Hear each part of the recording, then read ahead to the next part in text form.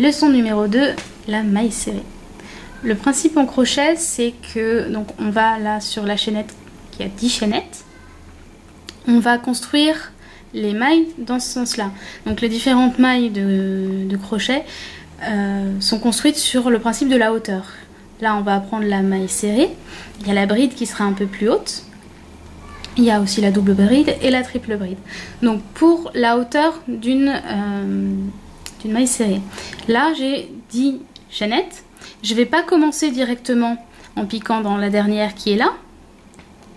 Normalement, sur le principe du tricot, c'est comme ça. On commence par la première.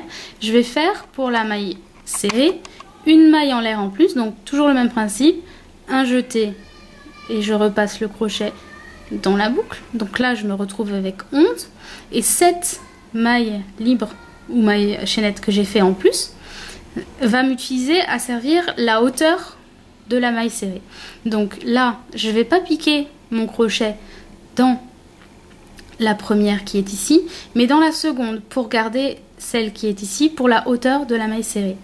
Alors, en crochet, on pique dans la chaînette sur la petite boucle du haut, donc toutes celles qui sont ici, en haut. Le bas, c'est le premier rang de montage, donc ça ne nous sert pas. Donc on pique le crochet. L'étape un peu difficile, c'est de piquer le crochet dans la chaînette qui est des fois un peu serrée.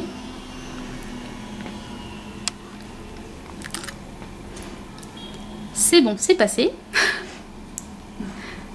Hop, donc on a passé le crochet à travers la chaînette.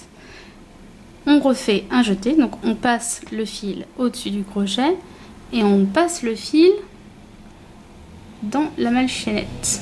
Tac, on se retrouve avec deux petites boucles sur le crochet. Donc celui-là, c'est le fil qu'on a ramené à travers la boucle. Donc pour faire une maille serrée, une fois qu'on a fait ça, on va refaire pareil. On refait un jeté et là, on va passer le fil à travers les deux boucles restantes. Et voilà.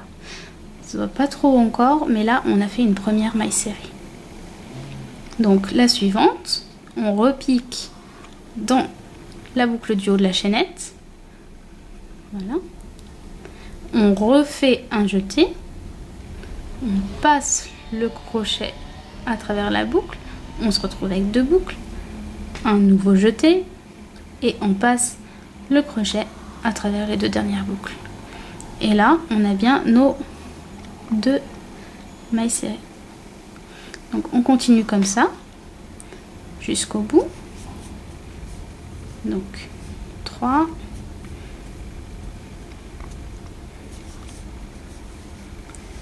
4,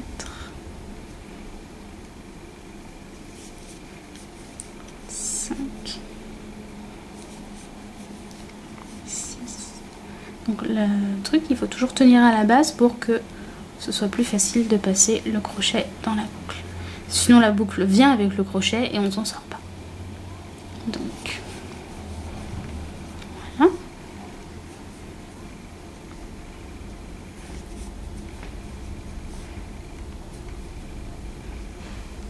Et la dernière.